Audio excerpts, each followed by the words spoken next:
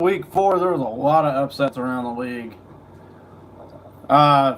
Starting off Thursday night, there was a pretty good game between the Jets and the Browns. Baker Mayfield came in, had several turnovers near the end. Well, they weren't turnovers.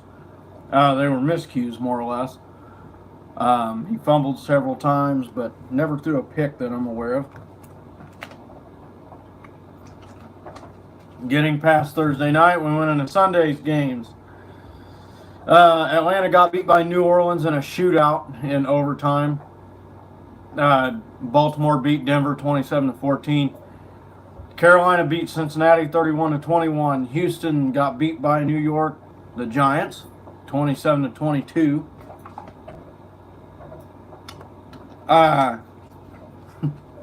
Jacksonville looked very mediocre. They got beat 9-6 by Tennessee and Blaine Gabbert.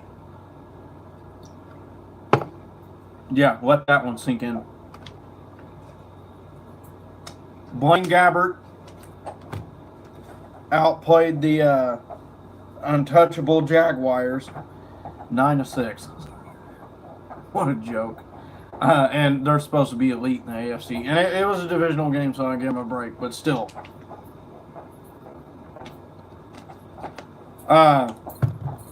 Miami beat Oakland 28-20, so that's nice. Buffalo absolutely destroyed Minnesota. Another team that was just supposed to be God-spoken great, and they played mediocre as hell. Philadelphia looked pretty bad, but they won 20-16. Washington made Green Bay look like shit, 31-17. Of course, roughing the passer calls are still being called, but that's just one part of the game that they got outplayed in. The Rams beat the Chargers 35-23. I'm sure we all seen that coming. But the Chargers did put up a nice fight, though. I'll give them that. They proved that the Rams aren't as untouchable as what they think they are. Chicago barely got past Arizona, 16-14. Seattle ended up beating Dallas 24-13. Kansas City ended up winning 38-27. And we ended it off, Sunday night, Detroit beat New England 26-10. Who would have guessed that? And then finally on Monday night, Pittsburgh finally got a win 30-27 over Tampa Bay. So, that's the recap, and I went through it pretty fast, so we're just going to talk about some things around the league. Earl Thomas, there's a lot of stuff going on with Earl Thomas. He wanted the Cowboys to sign him either this season or at the end of last season. He told Jason Garrett that he wanted to be a Cowboy and all this, and Jason Garrett kind of blew him off and didn't take it seriously. So Earl Thomas took it upon himself to pick Dak Prescott off twice Sunday and kind of embarrassed him. So there's two teams that are interested in Earl Thomas right now. And one of those happened to be Kansas City. I'm not sure who the other one is, and I really don't care. It's probably Dallas, to be honest with you, because he's been talking to the Dallas coaches, according to his agent. But he uploaded something to Facebook about, it was earlier this day, and he said he usually doesn't do things like this, but he told the Seattle Seahawks that he either wanted to be re-signed or he wants to go somewhere that wants to win, and that he would be a help to their future. Well, Dallas obviously is not winning. So, in my mind, that kind of eliminates that possibility. Why would he go somewhere when they're 0-3 and don't really have a chance to go anywhere? And they don't really have a future. Kansas City does, on the other hand. There was reports that he had came to Kansas City and he's taking his physical tomorrow. That's still up in the air. I don't know what the trades are for that. I don't know any of that. It could all be false. I don't know. But supposedly he's talking obviously, Seattle didn't re-sign him to a long-term deal, so now he's looking for a team that's winning, and he could help in the future. Earl Thomas could definitely help our secondary. That's for damn sure. 5-time Pro Bowl veteran, yeah, we could use him. And God forbid if him, Eric Berry, and Ron Parker all get back there, all those big bodies, that defense is going to look a lot better. And they played good for a half last Sunday, so we'll see where it goes. But all of our division rivals lost Sunday, so that's good. The Bills just demolished the Vikings.